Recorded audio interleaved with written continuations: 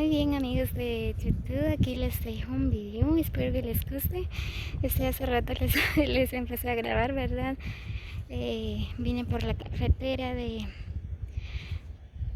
que va directamente hacia Pachalum, ¿verdad?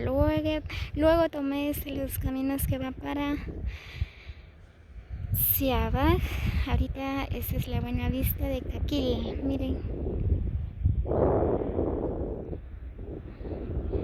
Qué hermoso se ve. Qué bello paisaje de Caquil.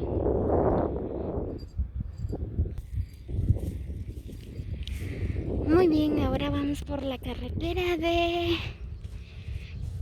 San Antonio Ixoc.